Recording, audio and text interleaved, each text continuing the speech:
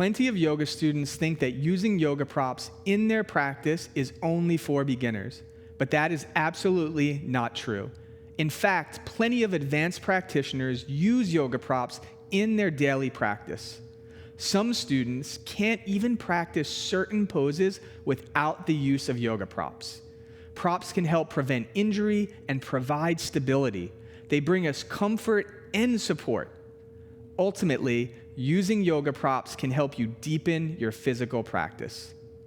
Here, we are going to look at the most commonly used yoga props: blocks, straps, bolsters, and blankets.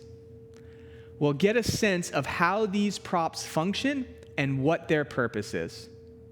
We'll go through a couple of examples of how you'd use different yoga props, and then also take a look at some household alternatives you can use if you don't have traditional props available. So why don't you strap in and let's get started.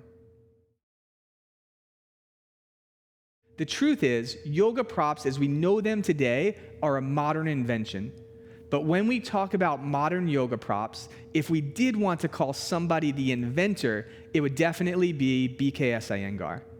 Through experimentation in his practice and his teaching, Mr. Iyengar designed a lot of the common props we use today.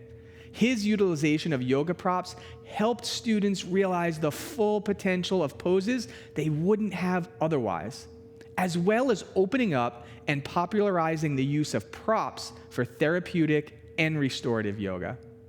Today, props are a pretty standard feature of any yoga studio, and for good reason. Yoga props can help overcome physical limitations, protect against injury, provide support and comfort, provide stability, or reduce physical exertion. Generally speaking, the widespread use of yoga props has made yoga accessible to all people and body types of any age with any disability. Let's go through each yoga prop individually to understand what they're used for, how they work, and some alternatives you can use if you don't have any of the traditional yoga props at your disposal. Let's start with blocks.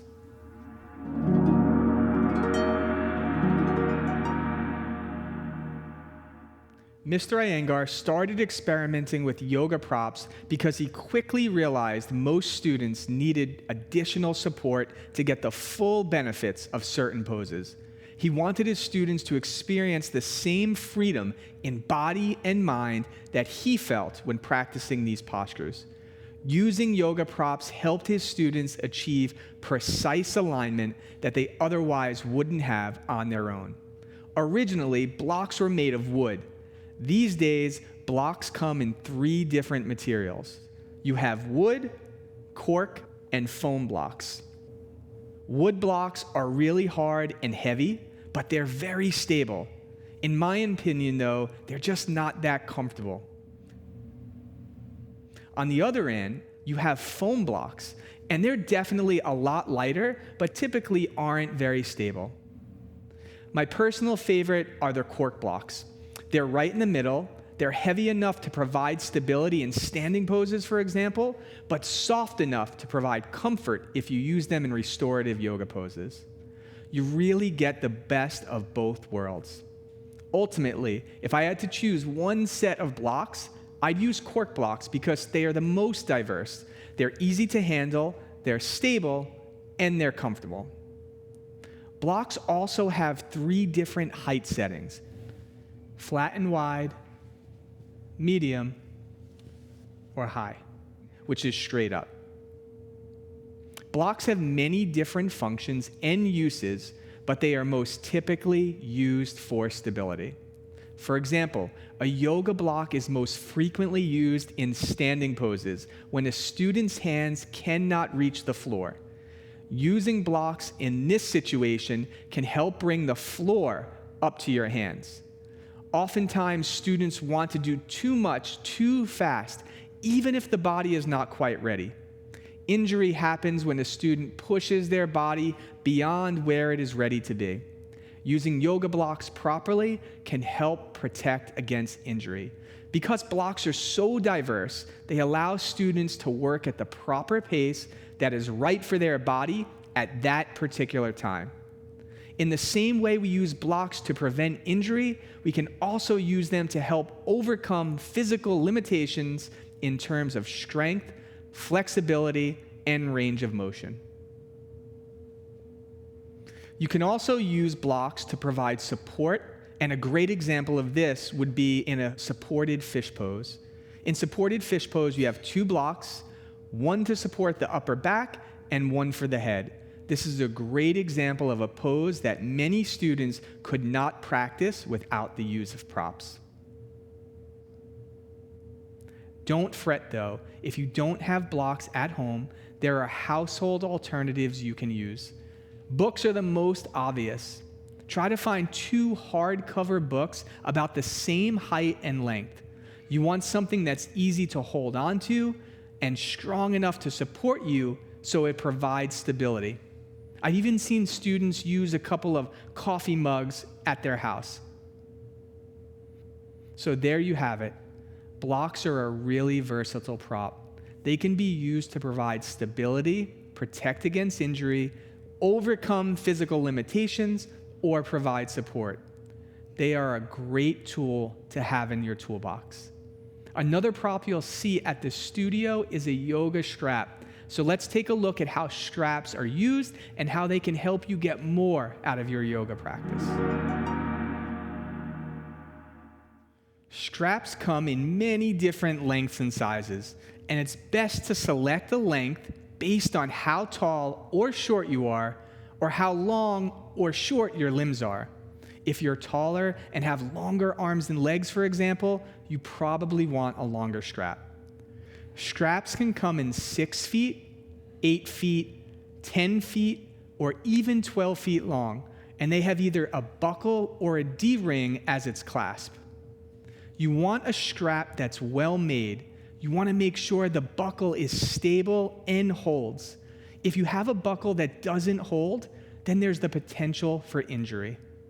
Straps are often used to overcome physical limitations like tight hamstrings or lack of mobility in the shoulder joint. They can be used to elongate certain muscle groups in the body, like in reclined hand-to-foot pose, as well as bringing certain parts of the body closer together, like the hands in Gomukhasana. Using a strap in certain poses can also help you attain better alignment. For example, in extended hand-to-foot pose, many students struggle keeping their bottom leg straight, their chest lifted, and at the same time, extending the top leg.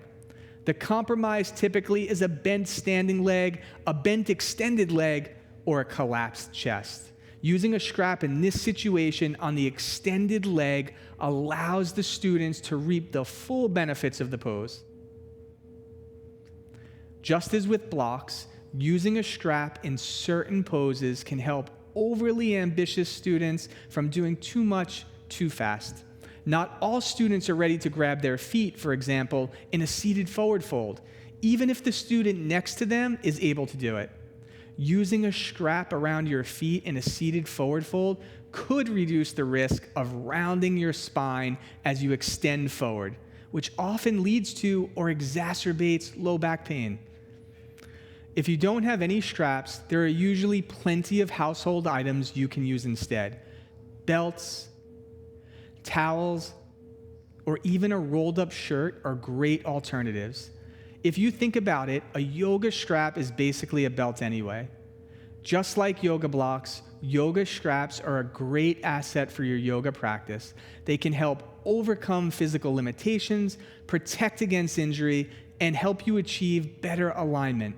They are mostly utilized to elongate certain muscle groups or even bring different parts of the body closer together. Next, let's look at bolsters, which are primarily used for comfort.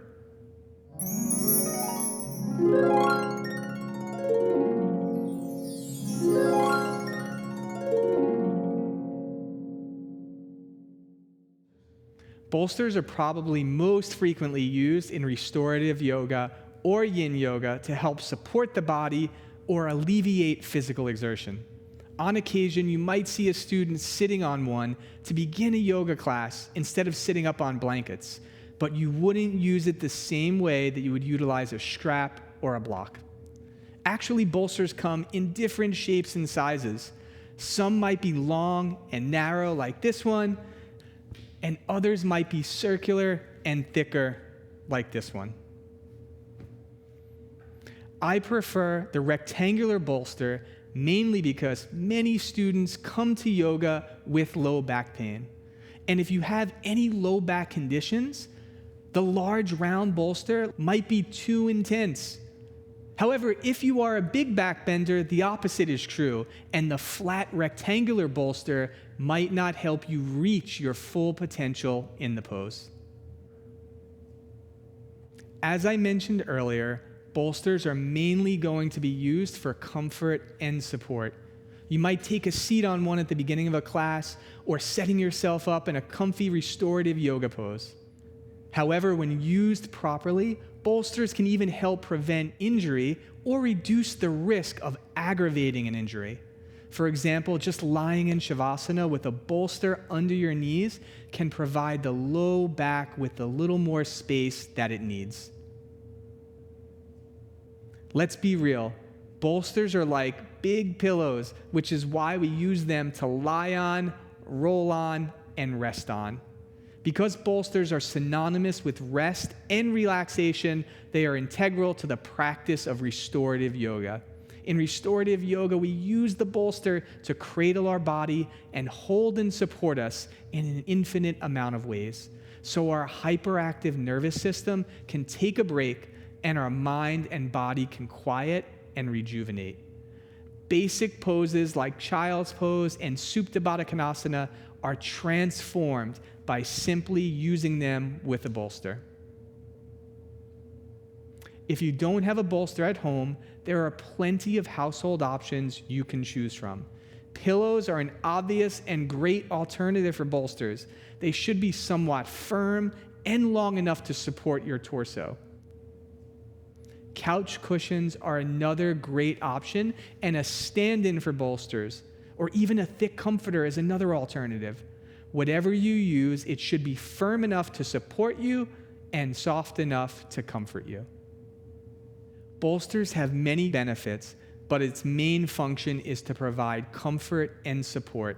The same goes for yoga blankets, which is the final prop we're going to talk about today.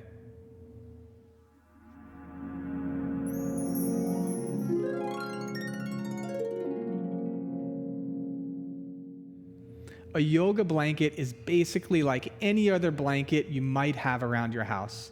The difference is how we fold, roll, or snuggle up with it in a yoga class. Blankets are incredibly versatile props because they can be used in so many different ways.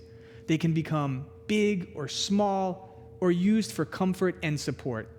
Most commonly, blankets are used to support your seat at the beginning of a yoga class, but they're also frequently used in an array of different ways.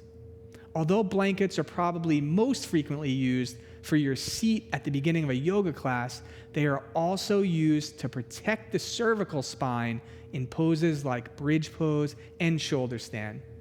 Elevating the torso in these poses provides space for the natural curve of the neck, which alleviates unnecessary weight bearing on this delicate part of the body. There is a common phrase in yoga that says, a healthy spine leads to a healthy mind, which is why it is important to keep your spine long while sitting. One simple solution is making sure you sit high enough so your knees rest below your hip creases in poses like Sukhasana or easy seat. By doing so, the spine has the space to elongate upward. There's nothing special or unique about a yoga blanket, which makes finding a household alternative extremely easy. You can use beach towels, a throw towel, or even a thin comforter as a substitute for a yoga blanket. As long as it can be rolled and folded into a few different shapes and sizes, it will do the trick. So there you have it. Whether you're looking to get a little extra comfort, refine your alignment, or even protect or prevent against injury, props are a great way to elevate your practice. Using props are not just for beginners. They have a diverse array of uses, which makes them an essential tool for your practice. They allow us to get much more out of our practice, whether we're looking for relaxation, a deeper stretch, or even to work on more advanced postures. Props let us do things that maybe we couldn't do completely on our own. I hope this has been helpful for you, and if you're interested in learning more, don't forget to subscribe to our channel. We have tons of classes and videos to learn from, and if you really want to dig into any of these topics a little bit deeper, we have a ton of online courses to choose from as well.